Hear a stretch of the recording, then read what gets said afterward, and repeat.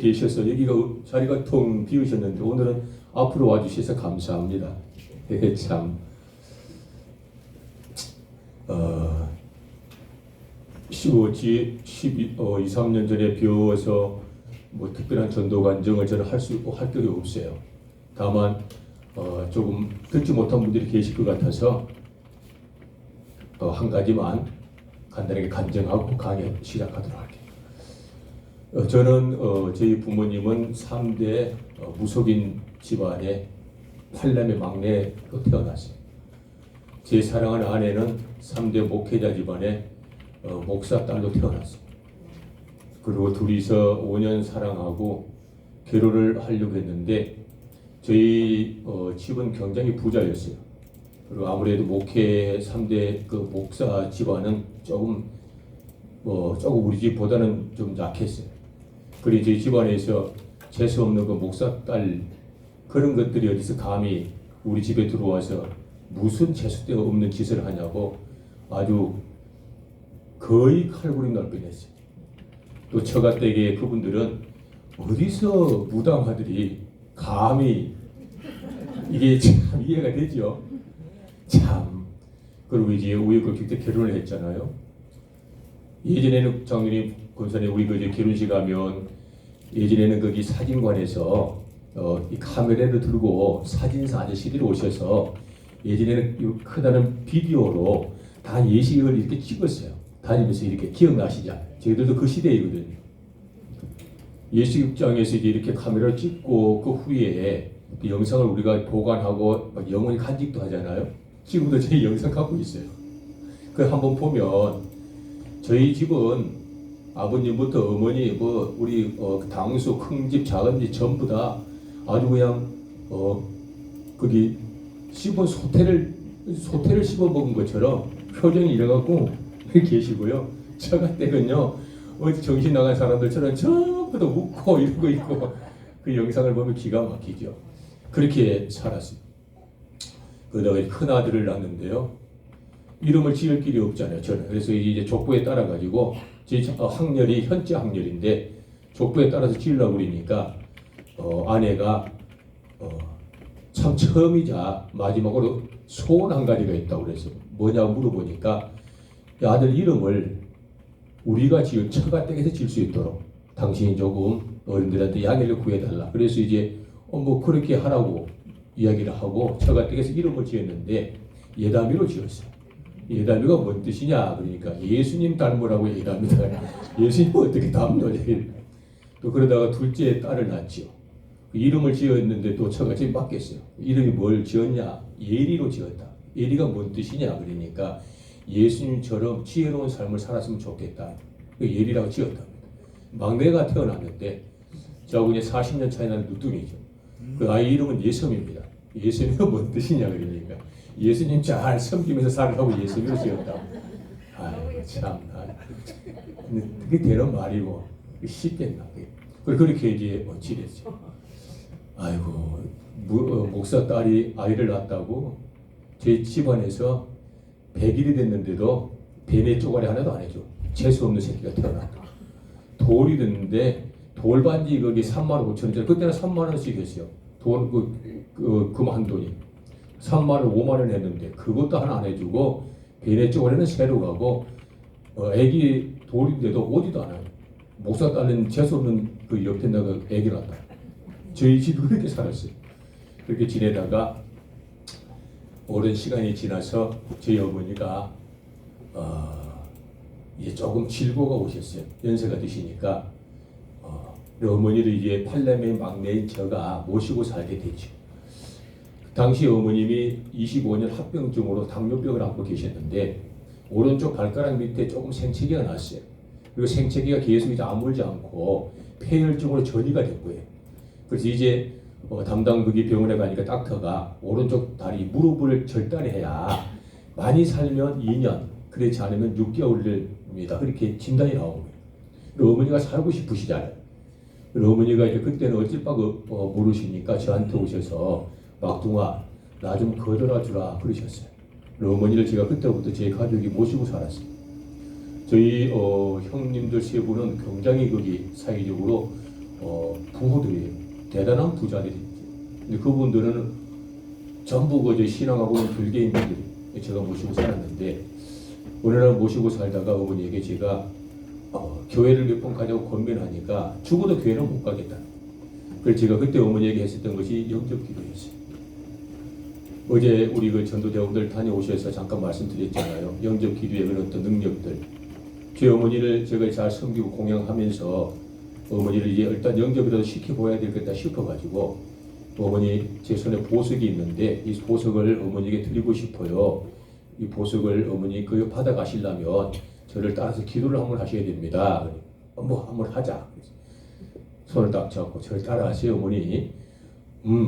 하나님 저는 죄인입니다. 그러니까 어머니가 눈이 확 뒤집어져 버려요. 이를 뜩뜩하면서 하나님 이러고 시작한 거예요. 그리고 영접 기도를 마지막 예수님의 이름으로 기도드립니다. 아멘 하는데 15분, 20분 가까이 아마 걸렸을 것 같아요. 못 따라 하는 거예요. 이를 가시면서. 그리고 이제 어머니가 영접하시고 통회하시고 우시면서 참 신기하다. 희한한데 신간이 편하다. 그렇게 되면서 교제하고 제가 위로하고 격려하고 그 다음 주에 바로 교회 가셨어요. 그리고 무당은 그때부터 작두를 못해요. 그리고 귀신은 따라가고 교회 와서 여기 가장 가까운 본당 바로 맞은편에 앉아가지고 합장을 다 하고요. 어머니는 예배당 갈 때 꼭 소복을 입고 가셔.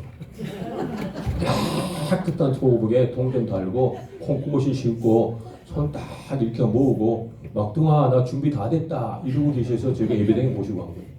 여기 앉으셔가지고 손을 다 합장을 하고 이러고 계셔요. 목사님이 뭔 말씀을 하시면 아멘 손 비비신 분이 어머니셔요. 그러시다가 행복하게 지내시고 건강하시다가 기적이 일어났어요. 다리도 안 자르고 발가락에 썩어서 폐해지는 거기 당뇨병 거기 증상이 25년 그 당뇨병이 나았어요. 다리를 절단은 새로 가고 건강하게 암노루처럼 뛰어다니시면서 당시에 거기 좋은 그런 어떤 음식들 먹고 얼굴이 양 반질반질 사시다가 천국 가셨어요. 우리 하나님께 영광의 박수를 돌리고요. 이제 하겠습니다.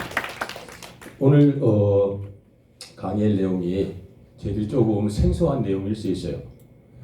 그래도 잘 들어보시고 적용했으면 좋겠어요.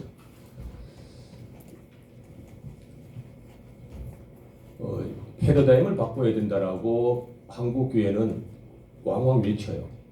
특히 전도. 어제도 말씀드렸던 것처럼 전도는 목회가 아니에요. 목회라는 거대한 공간에 핵심 원리 같은 심장 같은 게 전도이지요.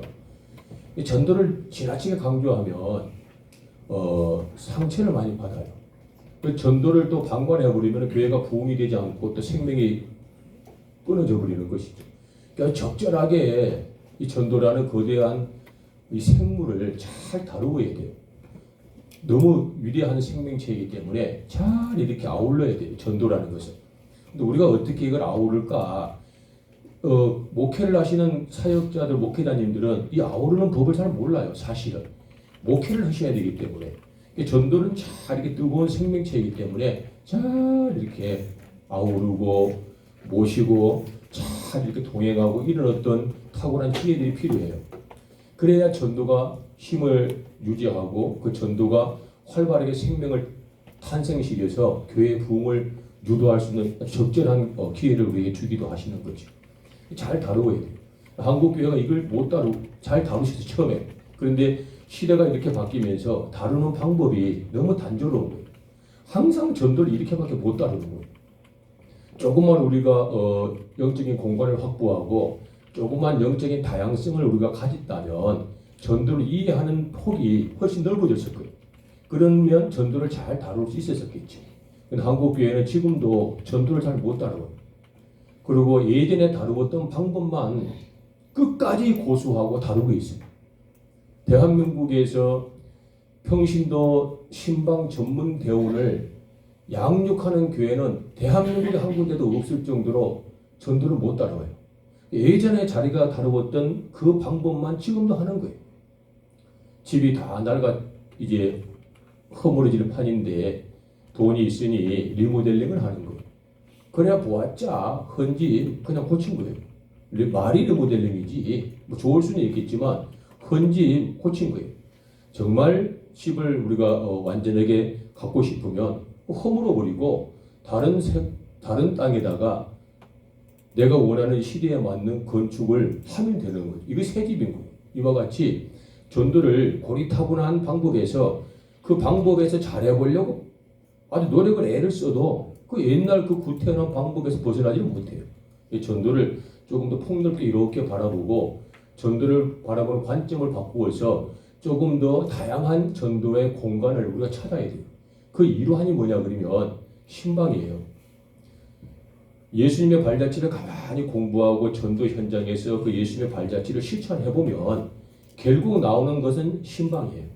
아하, 신방 가신 예수님이 하셨던 게 전도예요. 그래서 새로운 전도를 다루는 유일한 방법, 이 생명체, 거대한 생명체를 잘 공유하고 아우를 수 있는 유일한 방법은 신방 전도 외에는 없어요. 그래서 이 시대가 요구하는 것이 신방 전도예요. 그런데 전도 현장에서 정말로 신방 전도를 해보지 않는 분은 신방 전도에 대해서 이해력이 많이 낮고 신방 전도를 함부로 공개할 수 있는 지식들이 없어요. 그래서 많은 교회가 지금도 신방을 굉장히 우습게 신방을 하면 뭐 전화나 하고 문자나 보내고 뭐 오라고 이야기하는 정도 아주 형식적인 이런 정도가 신방이라고 생각하는데 예수님의 거룩한 공생의 사역을 보면 예수님은 찾아가지 아니하신 곳 한 군데도 없으셨어요. 찾아가셔서 하신 것은 오직 영혼 구원과 복음 전파밖에 안 하신 거예요. 그게 바로 전도였던 거죠. 그걸 잘 우리가 지금부터 이 시대에 맞게 잘 우리가 이해하고 우리 교회 걸로 흡수하고 그것들을 또 내 걸로 잘 이렇게 편집해서 전도 현장에서 우리가 신방 전도를 실천해 보자. 이와 같은 취지가 오늘 하는 두 번째 전도 세미나의 가장 중요한 강의 내용이에요. 한번 잘 들어보셔요. 저는 전도에 대해서밖에 몰라요. 알려고 하지도 않았는데 이상은이 하나님 아버지께서 알게 해주셔가지고 그것만 알고 있어요. 성경 말씀 한 구절 우리 같이 보도록 하겠습니다. 누가복음 19장 1절에서 10절의 말씀이죠. 누가 찾으셨으면 한번 읽어주세요. 누가복음 19장 1절과 10절의 말씀입니다. 누가복음 19장 1절과 10절의 말씀. 예수께서 여리고로 지나가시더라. 삭개오라 이름의 여자가 있으니 그 이장이요 또한 그더라. 그가 예수께서 어떤 사람이라 하여 보고자 하되 키가 작고 사람이 많아 할 수 없어 앞으로 달려가서 보기 위하여 돌 무화과 나무에 올라가니 이는 예수께서 그리로 지나가시기에 되느니라. 예수께서 그곳에 이르사 쳐다보시고 이르시되 삭개오야 속히 내려오라. 내가 오늘 내 집에 요하여야 되겠다 하시니 높이 내려와 즐거워하며 영접하거늘 그 사람이 보고 수군거려 이르되 저가 주인의 집에 요하러 들어갔도다 하더라. 삭개오가 서서 주께 여짜오되 주여 보시옵소서 내 소유의 절반을 가난한 자들에게 주겠사오며 만일 누구의 것을 속여 빼앗은 일이 있으며 내 값질이나 받겠나이다. 예수께서 이르시되 오늘 구원이 이 집에 이르렀으니 이 사람도 아브라함의 자손이니이다. 인자가 온 것은 잃어버린 자를 찾아 구원하려 함이니라. 아멘. 본문의 말씀에 등장하고 있는 주인공은 우리 예수님이시죠. 파트너가 되어서 말씀을 이렇게 완성을 시키는 이 조연은 삭개오라는 분이에요. 우리가 잘 알죠. 삭개오가 어떤 분인지. 인색하고 품이 없고 수전도 같은 근성이 있고 많은 사람을 돌아보지 아니하는 이기적인 사람이라고 그 지역에서 손가락 받았던 분이 삭개오 선생님이시잖아요. 삭개오 선생님을 그렇게 이해를 하니까 저 폭넓은 전도를 우리가 발견을 못하는 거예요. 삭개오 선생님을 그렇게만 평가를 하니까 전도가 마치 그런 사람만 전도를 해야 된다는 고정관념 때문에 우리가 이 말씀에 숨어있는 생명을 발견을 못해요. 삭개오 사람이 삭개오 선생님뿐 아니라 저와 모든 사람들이 삭개오 선생님처럼 단점도 있고 사케오 선생님에게 부각은 되지 아니하였으나 사케오 선생님이 갖고 있었던 장점도 있어요. 저희와 모두가 우리 모두도 단점과 장점을 같이 공유하고 있다는 뜻이죠. 전도는 전도 대상자의 장점과 단점을 다 같이 아우르고 그것을 포괄적으로 이해를 해줘야만 전도를 할 수 있는 그 마음의 문을 열 수 있는 기회가 우리에게도 많아진다는 뜻이죠. 사케오 선생님의 단점은 우리가 잘 아는 거예요. 수전노 같은 분이고 인색하시고 이 사람이 병색이 완연한 분이었어요. 그리고 책이 왜소한 분이었고 아주 좋지 않은 상황에 직면한 분이 사케오라고 우리가 많이들 듣고 있잖아요. 근데 사케오 선생님의 장점을 보면 이게 이해가 되는 거예요. 장점이 어떤 거였냐 그러면 사케오 선생님은 당시에 학자였어요. 경제의 공부를 많이 한 고위 공무원이에요. 세리장이잖아요. 세리장이면요 창원시 정도의 거기 여러분 세무소의 서장 정도 되는 권한을 가진 분이에요. 그냥 세무서 서장이 되겠어요? 공부 열심히 해야 되고 행정고 합격해야 되는 거예요. 그 정도로 학자였어요. 그리고 이후에 어찌 되었든지 간에 금수저로 태어났던 세리장에 되어서 많은 월급을 받았던 어찌됐든 간에 사케오 선생님은 부자예요. 부자잖아요. 이와 같은 조건을 가지다 보니까 많은 사람들이 시기 질투할 수밖에 없는 위치에 있는 분이 사케오였어요. 사실은요. 그런데 많은 분들은 사케오의 이런 장점과 이런 눌림과 오해와 누명을 이해를 하려고 하지 않아요. 우리 전도 대상자가 전도자인 전도자가 얼마나 못된 근성을 갖고 있냐 그러면 나쁘다는 건 아닐 거예요. 그 근성 자체를 이야기하는 거예요. 전도에 관련돼서는 저도 그 누구에게 뒤지고 싶지 않아요. 아버지 하나님을 영화롭게 하고 내 아버지 하나님에게 효도를 해야 한다는 입장이라면 저는 이 지구상 그 어떤 믿음을 가진 자보다 저는 뒤치지고 싶지가 않아요. 하나님 아버지께 효도를 하는 입장이라면 그런 측면인 거예요. 근데 전도자가 얼마나 그게 못된 근성인들이 있냐 그러면 전도 대상자를 내 눈높이에 두지 않아요.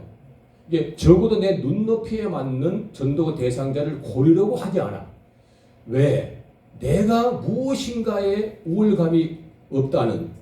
전도자가 전도 대상자를 선정할 때는 나보다 무엇인가 조금 부족한 사람을 선택하는 아주 고리타분하고 못된 인성들이 있어요. 그게 사람의 인격이 아니고 공중곳에 잡은 것들이 그렇게 우리를 갖다가 장악하고 있는 거예요. 그게 나보다는 무엇인가 조금은 어떻게든 나아지는. 예를 들어서 나보다는 연세가 많아야 되는 거야.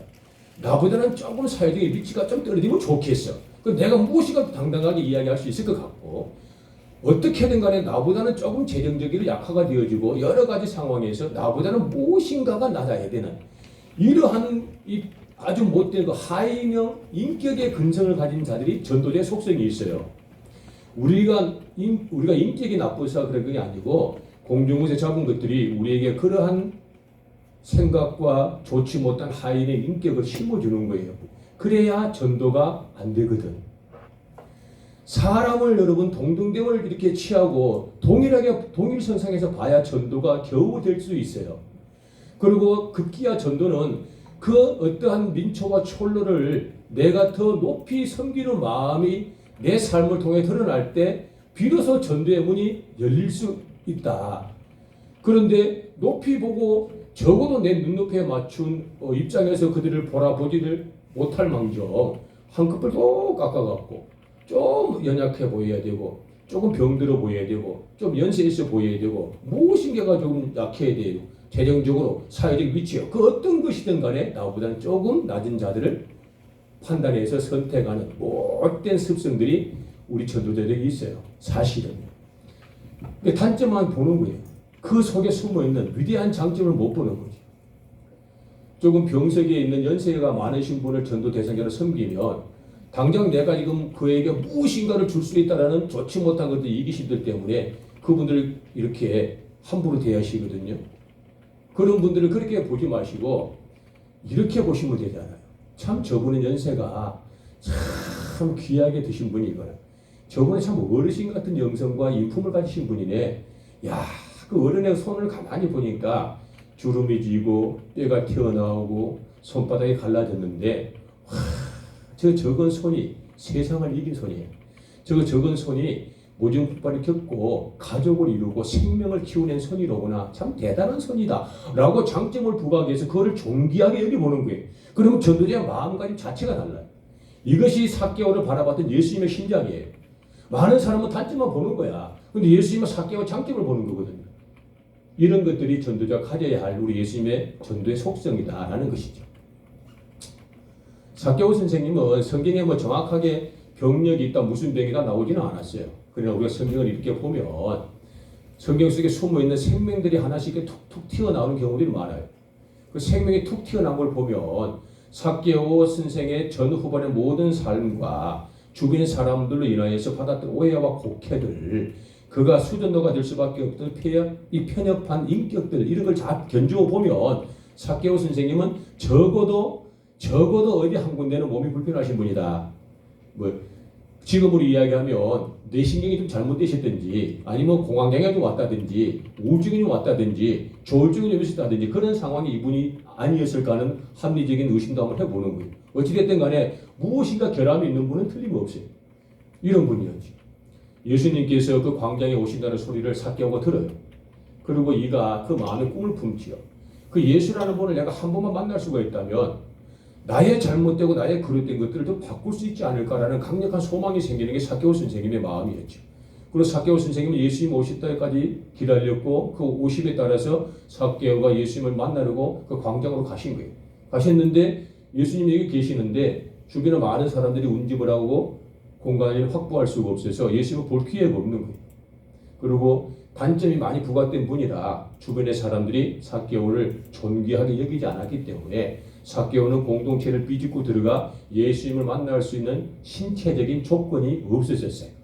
몸도 쇠약하고 몸도 아주 체격이 왜소한 분이라 많은 사람들이 삭개오의 행동을 제기했을 것이다. 그래서 예수님을 만나지 못했을 것이다. 근데 삭개오가 이렇게 보니까 옆에 뽕나무가 한 그루 있는 거지. 뽕나무가 한 그루 있는데 삭개오 그냥 뽕나무를 바라보고 올라가는 거예요. 왜? 올라가면은 예수님을 바라볼 수 있으니까 라는 온전한 믿음으로 뽕나무를 타기 시작해요. 뽕나무를 타고 올라가는데 이 시대에 보면 이 전체적인 시대적 배경에 보면 우리가 조금 재미난 걸 하나 발견할 수 있는데요. 이 시대의 의복을 한번 이렇게 우리가 연상을 한번 해보는 거예요. 당시 입었던 모든 의복은요 사리 형태의 옷이었어요.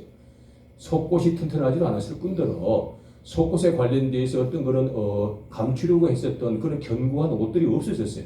사리 개념이었기 때문에 10m쯤 되는 커다란 천조가리를 이렇게 저렇게 돌려가지고 손에 마지막으로 이렇게 너풀너풀해서 손을 닦고 입을 닦았던 그런 형태의 옷이 이 시대의 옷이었어요.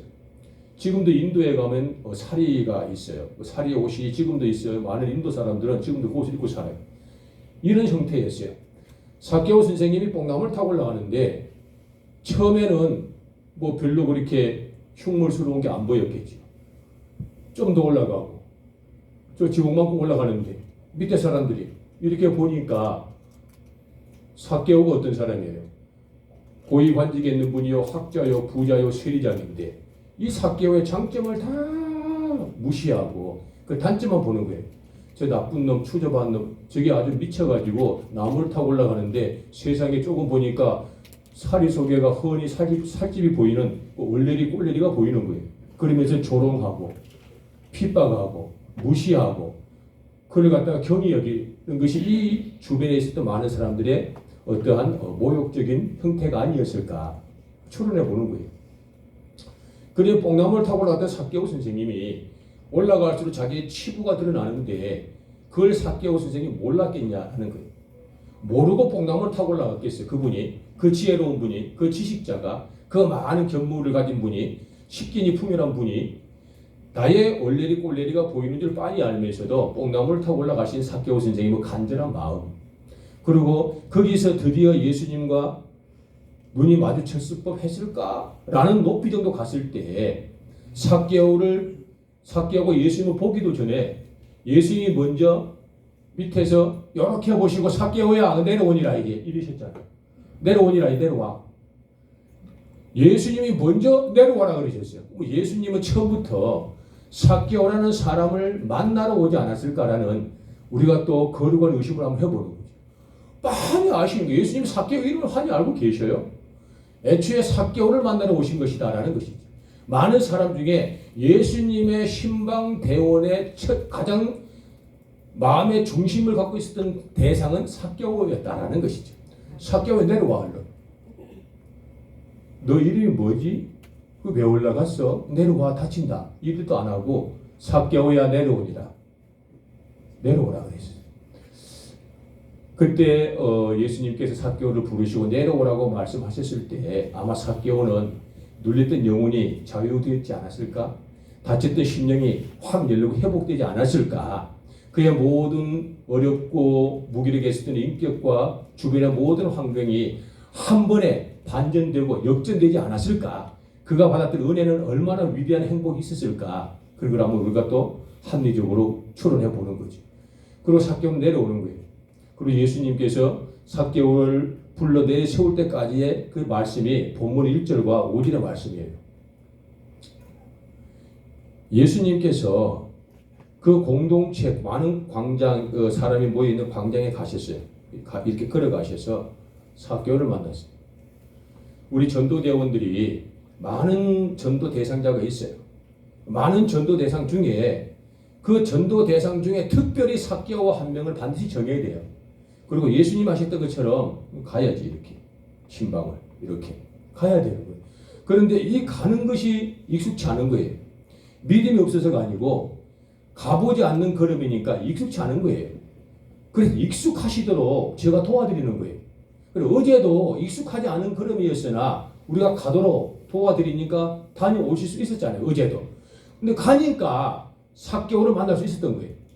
가니까 삭개오를 만나서 우리가 할 수 있었던 게 기도도 할 수 있었고 격려도 할 수 있었고 위로도 할 수 있었고 또 어떤 분들은 세 명의 그 다리 아픈 분에게 머리통에 어깨에다가 손을 얹고 예수의 이름으로 축복하고 선포할 수도 있었고 또 어떤 분은 바로 영접을 시켜서 그의 부끄러운 구원 즉 1차 구원이라도 시켜줄 수 있는 영역을 확산시켜서 그들을 하나님 품으로 인도할 수 있는 기가 막힌 현장에서 우리가 성령의 역사를 체험할 수 있었잖아요. 그리고 돌아오니까 자부심이 있고 자랑거리가 있고 간증거리가 있고 그러니까 보고를 하니까 은혜가 되고 눈물을 흘리고 감사가 있고 할렐루야.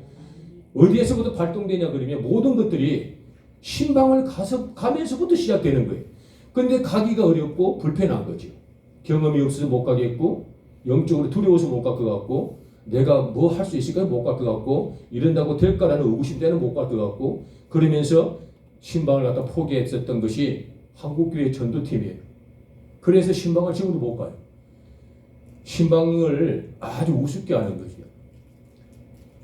교회에서 좀 다녀오라고 하면 뭐 예를 들으세요. 전도사님이나 기타 또 담임하시는 우리 부목사님이나 예를 들어 권사님 장로님들이 팀과 그룹과 조직과 뭐 여러 가지 셀과 뭐 목장도 많이 있잖아요. 가기는 가는데 이걸 알지 못하고 가니까 그냥 형식이 되는 거예요. 문 앞에 가서 전화나 하고 제발 전화 안 받으면 좋겠다. 카톡이나 하고 카톡을 안 읽어. 다음에 와야 되겠다. 저 하필 전화를 안 받냐고. 참나 속으로 아이고 잘 됐다. 하고 왜 그러냐 그러면 그분들이 믿음이 없어서도 아니고 사명감이 없어서도 아니에요. 그분들이 왜 그러냐 그러면 성령 체험이 성령의 공간을 많이 확보하지 못한 분들이니까 그래요. 직분이 무슨 상관이 있는가? 성령이 임하시는데 성경을 한번 읽어봐봐. 직분이 뭔 상관이 있어? 성령이 임하시는 건데 누구에게 임하시냐라는 것이죠. 성령의 공간을 많이 확보하지 못한 분들이에요. 그러니까 마귀 새끼 공중곳에 잡은 것들이 나를 게을리게 하고 나의 마음을 완약하게 하고 나의 발걸음을 무지하게 만드는 것을 발견을 못하는 거예요. 그러니까 내가 마귀에게 통치받고 있다는 그것을 찾아내지를 못해. 그러니까 형식적으로 신방을 할 수밖에 없고 찾아가서 제발 나타나지 않기를 바라고 그냥 나가 거기까지 하고 좋은 칭찬과 내 스스로의 위안을 받는 정도로 만족하려는 그 어리석음이 마귀들이 주는 술수고 전도자의 능력을 감퇴하는 마귀들의 고난이고 성령님의 체험을 가로막는 사단마귀 공중곳에 잡은 것들이 할 수 있는 유일한 그들의 능력 발휘인데 우리가 그것을 깜빡 속아가지고 가는 것을 두려워하니 전도가 할 수 없는 이러한 생명 없고 열매 없는 전도가 시작되고 지금까지 유지되는 거예요. 한국 교회가 다 그래. 아싸리 이야기를 해서 정신을 바짝 차리셔야 되는데 알아야 정신을 차리지. 당신들이 가지고 계시는 믿음이 다라고 생각하는 거예요. 효도하는데 큰아들이 어디 있고 막내가 어디 있어. 신앙생활하고 성령을 확보하고 예수님을 기쁘게 하고 사명을 감당하는데 직분자가 어디 있냐고. 직분자가 어디 있어요. 목사님은 여기까지 하나님을 영화롭게 할 수 있고 예를 들어서 집사님은 여기밖에 영화롭게 할 수 없는가? 이게 어디서 그런 틀려먹은 성경에는 생각을 성경에도 없는 걸 직분이 어디 있어요? 하나님을 영화롭게 하고 성령을 충만하게 받고 영혼을 사랑하고 사명을 감당하고 복음을 전하는데 동일선상의 복이지. 할렐루야. 우리 아버지 하나님의 축복은요. 수직선의 복이 어디 있던가요? 남녀노소 지위와 빈부 기천을 막론하고도 수직선의 복을 성경에 기록된 단 한 번도 없어. 똑같아. 포도나무에 싹꾼들을 보내서 포도나무를 가꾸는데 어떤 이는 아침에 어떤 이는 오후에 어떤 이는 그 늦은 오후에 또 갔으면서도 그에게 주는 품삯은 동일했던 것처럼 우리 예수님이 주시는 축복과 원하시는 고난의 복들은 수평선의 복이에요. 남녀노소 지위와 빈부기천을 막론하고 어떤 직분의 상관이 똑같은 복을 받아. 큰 일에도 그 복 받고 작은 일에도 그 복 받고 일을 안 해도 그 복은 받아 무조건. 그런데 그 복의 가치가 내 삶의 기준이 달라지기 때문에 애를 쓰고 수고하는 것이죠. 이 수직선의 복이에요. 수평선의 복. 신앙생활하고 전도를 하는데 이와 같은 것들을 알고 하면 얼마나 좋을까. 얼마나 능력이 나타날 텐데 우리가 이런 것들을 너무 알지 못하는 것도 아쉽지만 가르쳐줘야 듣지. 그러니까 원론적인 전도만 다루는구나. 두루뭉실하게 나누어주고 예수 믿고 천국 가세요. 이거 외에는 할 게 하나도 없죠. 당장 어제 신방을 가보니까 나누어주는 것하고 신방을 가서 보니까 영적인 어떤 고난, 전도의 어떤 탁월한 힘들이 확연히 다르다는 걸 우리가 바로 체험했잖아. 그래서 간증이 나오는 거고. 자, 우리 전도를 잘 다루어야 된다는 뜻이죠. 그리고 예수님께서 삭개오를 내려오라 그래서 삭개오 오늘 내가 너희 집에 가서 하룻밤 유하여야 되겠노라 하면서 유함의 복에 대해서 이야기를 하시고 내려와라. 내가 오늘 너희 집에 하룻밤 유하여야 되겠노라.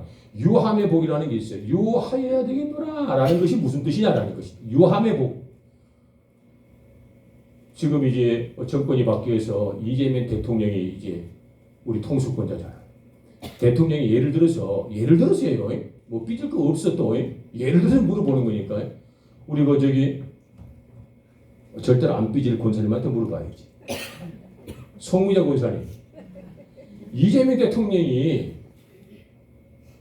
여기 상남교에 오셔가지고 그 송미자 권사님이라는 분이 계시는데 참 덕스럽고 많은 분에게 은혜를 끼쳐서 동네 사람에게 소문이 자자하더라. 그를 표창하려고 내가 왔어. 예를 들어서 그런다면 솔직히 이야기해야 돼요. 기분 좋아 안 좋아요? 좋지? 입이 턱에 걸린다니까. 솔직히 그래요. 이재명 대통령이 많은 어떤 그런 주변의 보좌진들과 그 요인들을 모시고 상남교에 방문을 한 거예요. 상남교회가 지역에 덕을 끼치고 지역에 많은 선행을 하는 상남교회를 기독교의 어떤 그런 위상을 살리기 위해서 내가 상남교회 표창을 한번 하러 왔어. 예를 들어 그러면 우리 담임 목사님부터 우리 모든 성도들이 행복해 안 행복해? 자랑거리가 넘쳐난다니까. 대통령의 고난이 대단하지. 그러나 그 위대한 대통령이 우리에게 와도 그만큼 자랑스럽고 대단할 텐데 그 대통령의 생사화복을 주장하시고 대통령을 세우기도 하시고 폐위도 할 수 있는 절대 권력자 할렐루야 우리 창조주 우리 예수 그리스도께서 오신다면 이보다 큰 영광이 어디 있겠냐는 것이죠. 대통령이 와서 고난을 확 주시는 것이 더 행복하고 큰 기쁨일까? 예수님이 오셔서 우리에게 모든 고난을 주고 내가 이 집에 하룻밤 자야 되겠노라 한다라면 그 주시는 고난과 행복은 이로 말할 수 없지 않겠느냐라는 것입니다. 대통령이 오셔도 이와 같은 기가 막힌 축복과 위대한 영광인데 그의 모든 생사복의 주인 되시는 우리 주 예수 그리스도께서 오신다면은야 그야말로 땡 잡은 것 아니겠냐라는 것이죠. 이 유함의 복이 그런 복이에요. 유함, 모든 복을 내가 내게 주겠다. 모든 복의 근본이신 예수님이 내가 너희 집에 하룻밤 자줄 거야 라는 것이 유함의 복의 근간을 두고 있다는 것이죠. 이 유함의 복, 즉 예수님이 삭개오 집에 가서 하룻밤 주무시겠다라고 말씀하셨던 그 말씀이 본문 6장에서 10절, 5장 하반부에서 10절까지의 말씀이 그 내용이에요.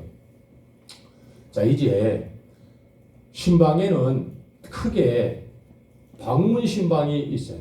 방문 신방은 본문의 말씀 1절과 5절 상반절의 말씀이라고 볼 수 있어요.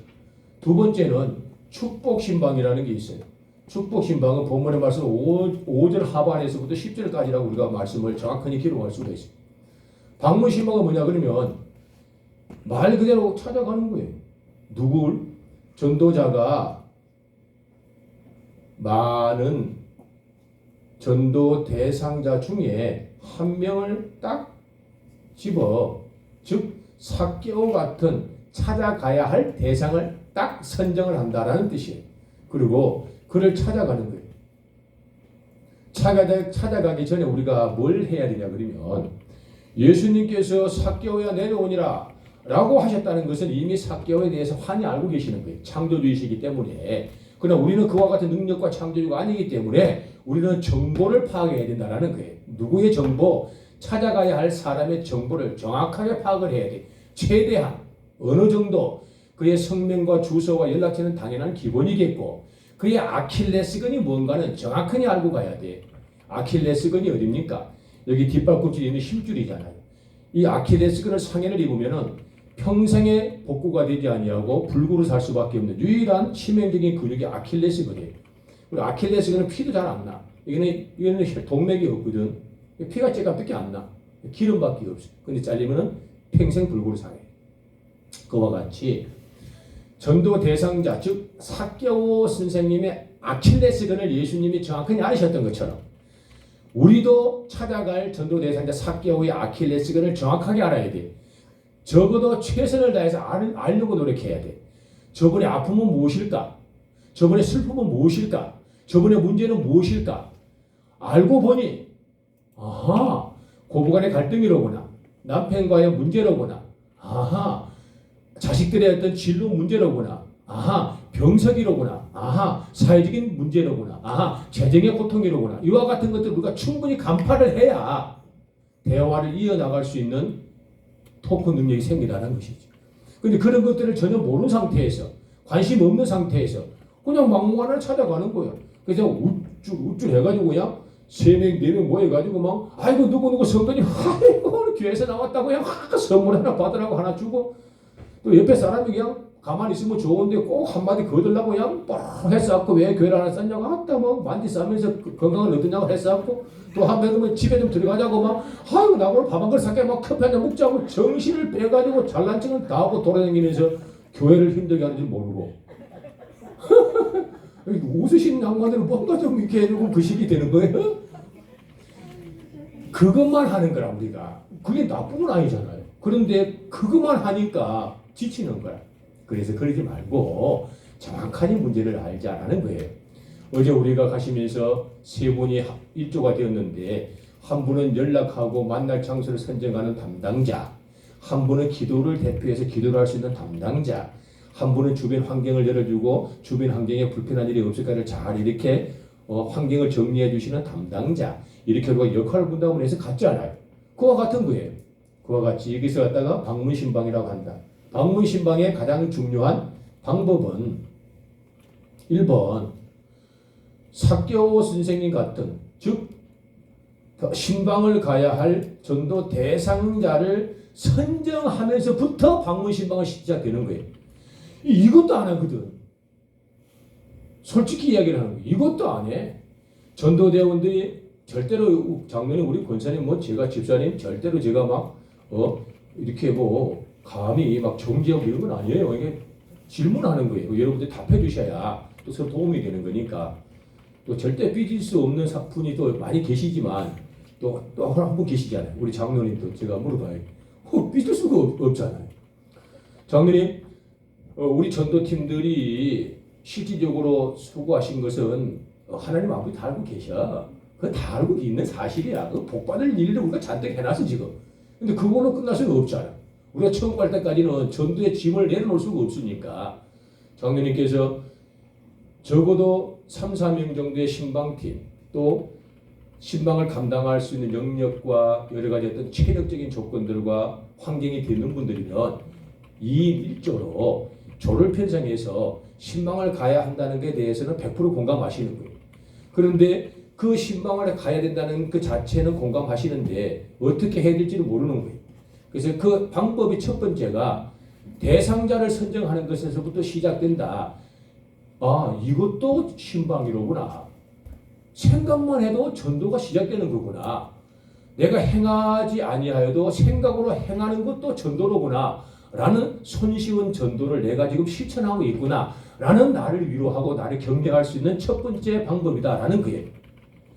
어제도 장로님 말씀하셨던 것처럼 신방의 필요성을 우리가 잘 알고 있으나 그동안에 우리가 신방에 관련돼서 크게 행동을 못 옮긴 것 아쉽고 이제라도 신방 전문 전도팀들이 발생을 해야 되는 것은 시대가 요구하는 전도 형태고 한국 교회가 추진해 나가야 할 강력한 리더십이고 가장 필요한 전략이에요. 신방 전도 외에는 교회가 부흥할 수 있는 시대가 한물 가버렸네 이제. 옛날에 종이컵 안 주고 먹을 것 주면서 차 주면은 발걸음이 잡혀서 앉아가지고 기도카드 받고 찾아가고 하는 것은 한물 갔다. 이제 그래서 두 번째 그 신방을 가시는 분들이 틀림없이 역할 분담을 해야 돼요. 역할 분담이 없으면은 오합지졸됩니다. 당나라 군대 되는 거예요.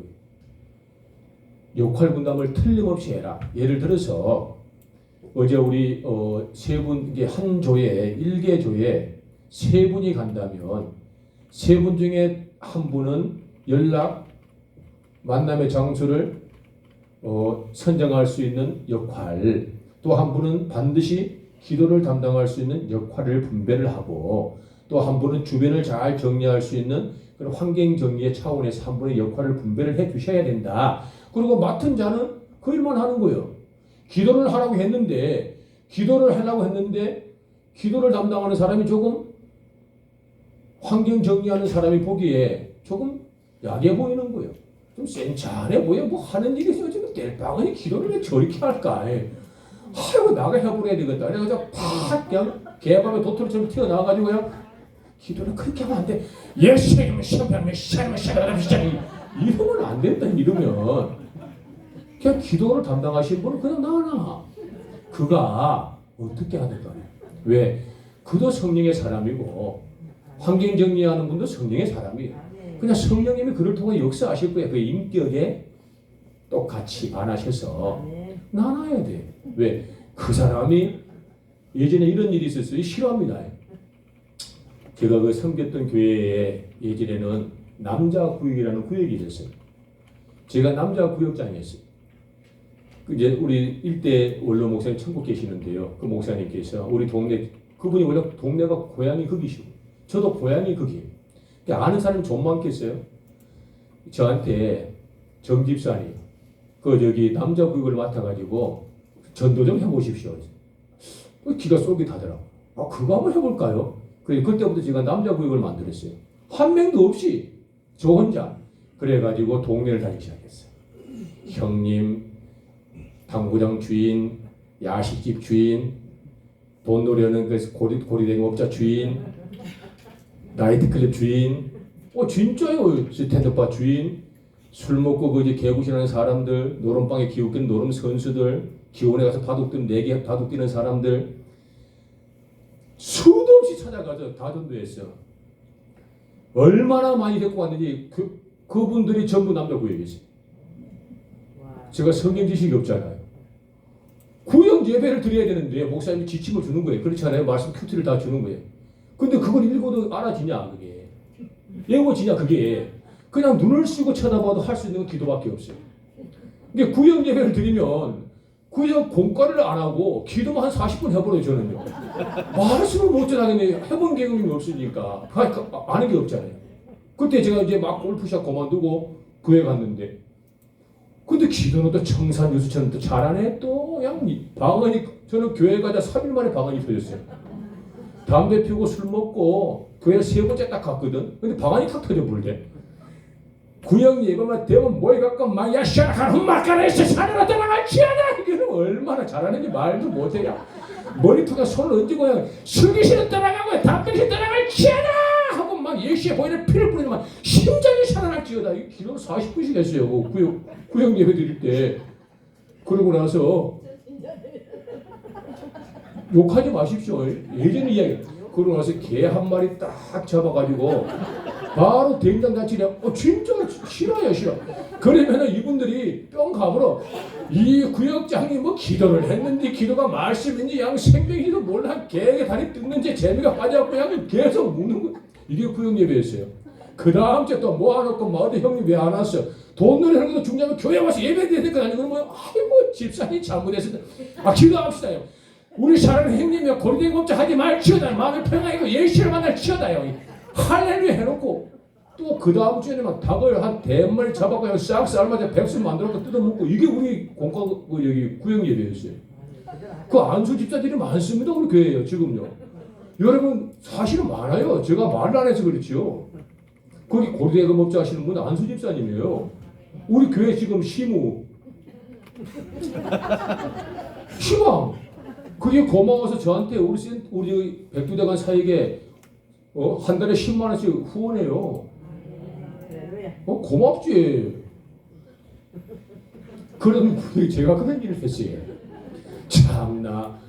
아이고 복잡은 제가 그 추억이 많은 사람이라요. 어찌됐든 간에 역할 분담이다라는 거예요. 나는 잘할 수 있을 것 같아도 다른 사람도 잘해. 그래서 인정하고 존중하자 이런 정도예요.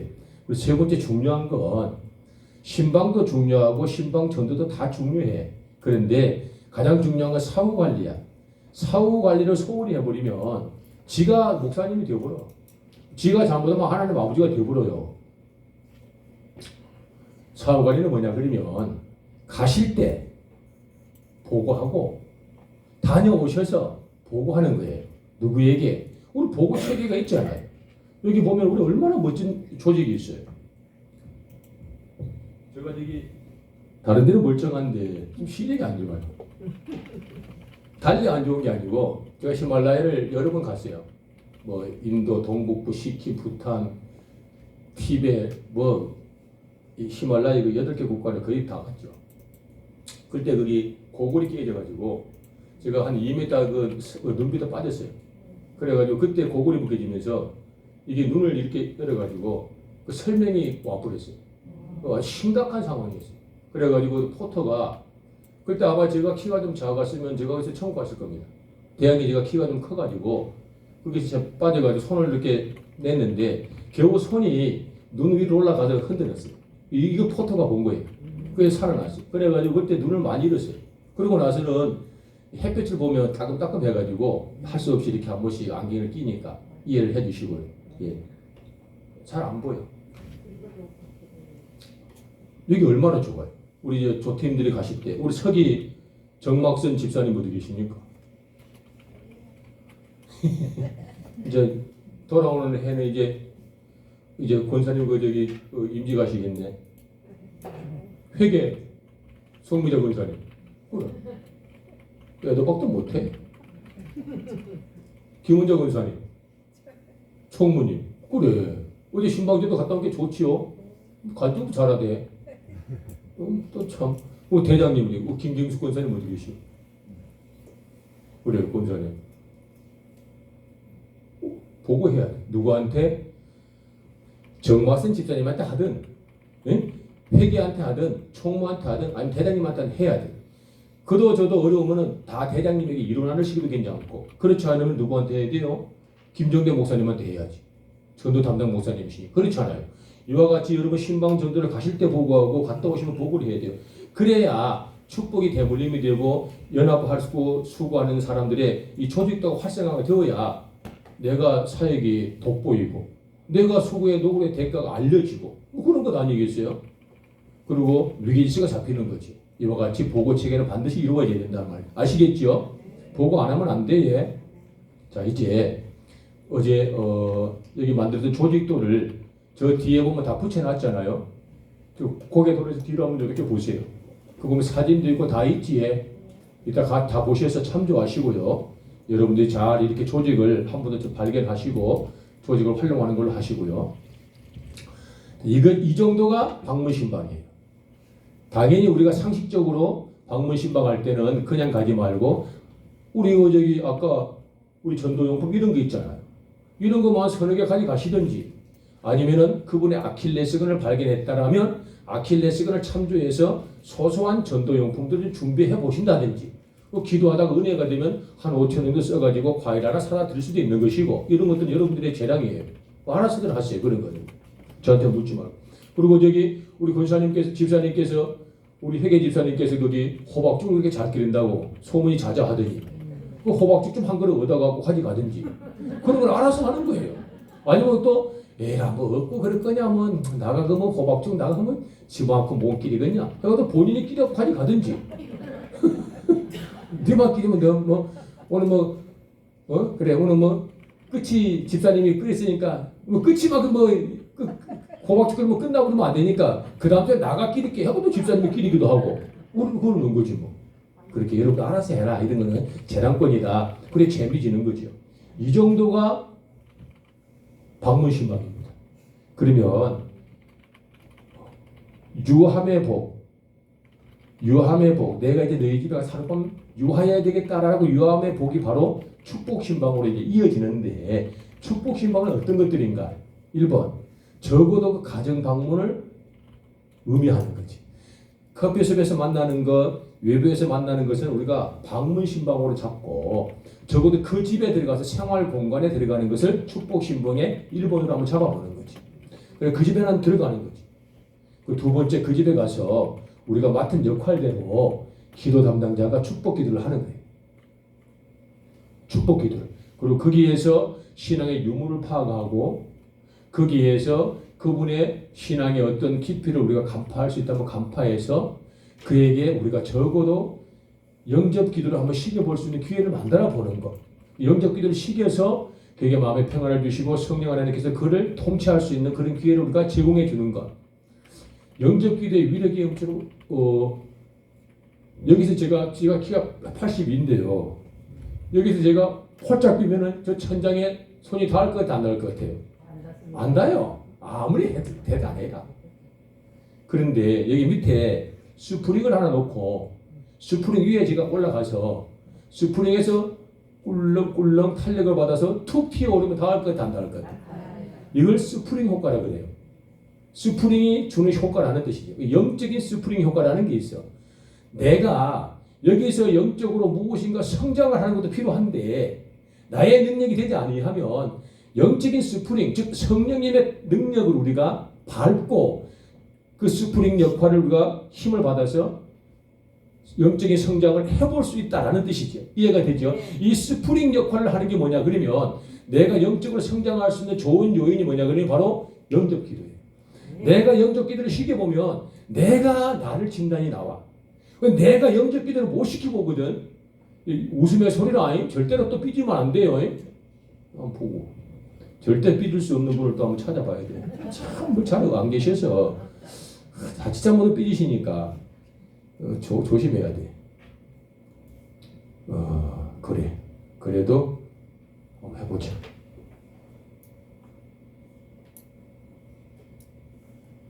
조정혜 집사님 얼른 안 오셨구나. 할 수 없지. 이영미 B 집사님 오늘 안 오셨구나. 또 오후에 오신다 그랬죠. 이영미 집사님 소방관 소방관 오후에 휴가 내고 온다 그랬어. 경찰관 경찰관 법인도 잡아오고 교회도 꾸면 되겠네. 학원 선생님 집사님 성함이 뭐예요? 신지현. 신지현 집사님 신앙생활 하신 지 오래됐잖아요. 그러죠. 모태 신앙이에요? 전화기 꺼. 그래.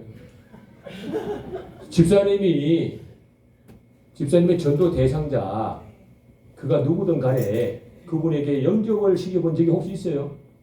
솔직히 얘기해 성령 하나님 다 보고 계셔요. 거짓말 치면 그냥 눈이 칵칵 입을 찌어다. 그래 바로 떠지지어다. 그 말이 그리 많아 했어 안 했어 그거만 이야기해. 못 간 거야 안 간 거야 안 한 거잖아 그러면. 그런 거라.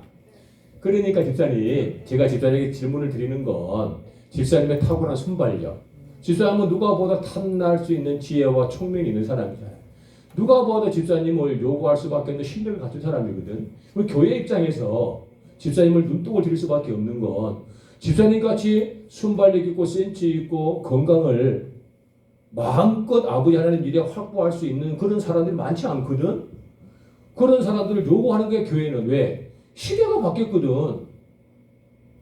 우리 장로님하고 권선 집사님하고 두 분이 영적 전쟁터에 나가면 장로님이 이겨.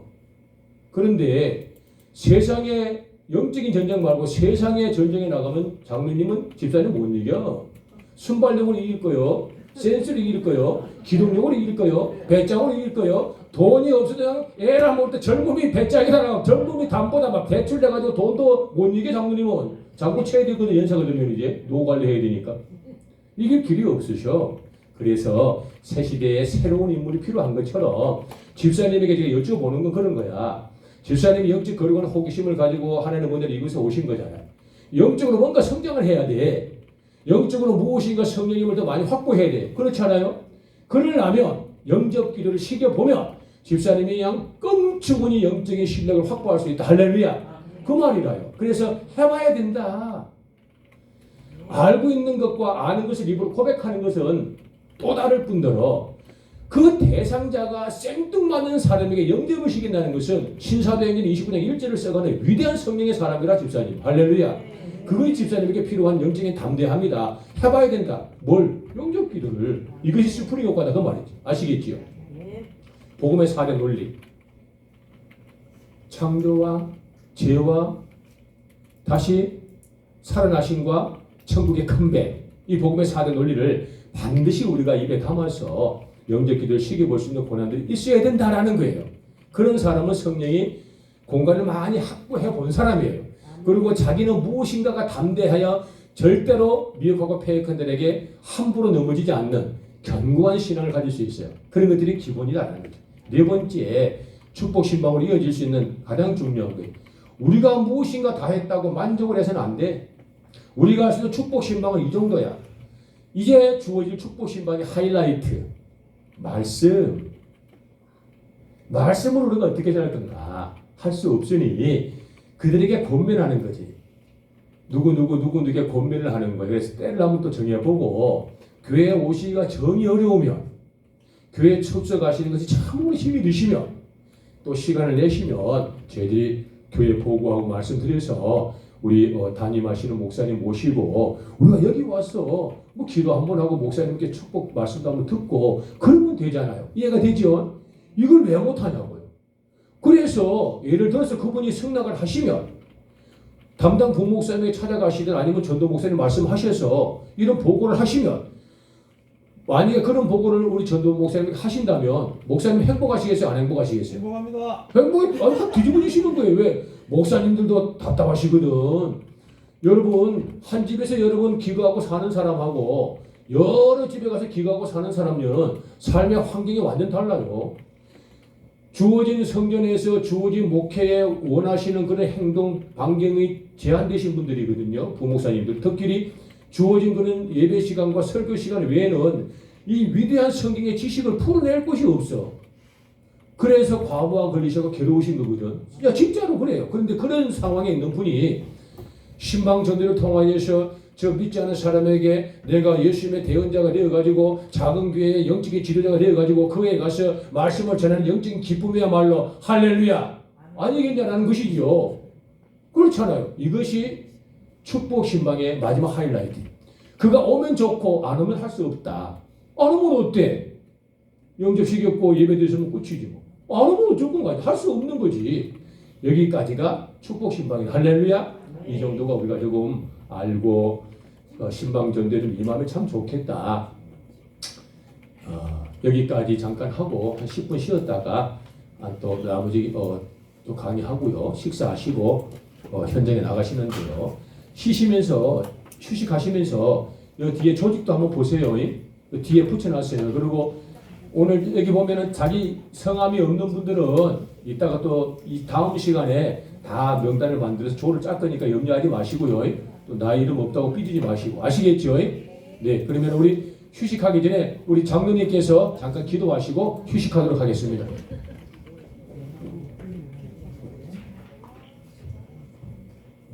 나의 힘이신 여호와여, 내가 주를 사랑하나이다. 여호와는 나의 반석이시요 나의 요새시요 나를 건지시는 이시요 나의 하나님이시요 내가 그 안에 피할 나의 바위시요 나의 방패시요 나의 구원의 뿌리시요 나의 산성이라. 내가 찬송 받으실 여호와께 아뢰리니 내 모든 원수들에게서 구원을 얻으리로다. 살아계신 하나님 아버지, 오늘 우리 포인트 전도대 세미나 또 둘째 날을 맞이하여 우리 정현재 선교사님을 통하여 또 귀한 말씀으로 은혜 받게 하여 주시니 감사합니다. 또 도전 받게 하여 주시니 감사합니다. 올해 저희 교회 아버지 하나님 주어가 우리가 복음으로 물들이자라고 했습니다. 그리고 오늘 훈련받은 이대로 정말 나가서 우리 제 자신이 먼저 복음으로 물들고 또 우리 가정이 복음으로 물들고 우리 교회가 복음으로 물들고 우리 지역이 복음으로 물들고 또 세상을 복음으로 물들이는 우리 포인트 전도대원들 다 될 수 있도록 주님 도와주시옵소서. 아버지 하나님, 오늘 또 저희들 또 받을 은혜를 기대합니다. 우리가 정말 신방 전도대원으로서 우리가 그 사명을 능히 잘 감당할 수 있도록 주님 도와주시고 우리 또 선교사님을 통하여 선포되는 말씀으로 인하여 저희들에게 정말 깨닫는 마음과 보는 눈과 들을 길을 허락하여 주셔서 이 세대를 향하여 우리를 향하신 하나님의 뜻이 무엇인지 잘 분별할 수 있는 저희들 될 수 있도록 주님 도와주시옵소서. 그리하여 우리에게 맡겨진 사명 끝까지 잘 순종하며 따라갈 수 있도록 주님 도와주시옵소서. 감사드렸고 예수님 이름 받들어 기도드리옵나이다. 아멘.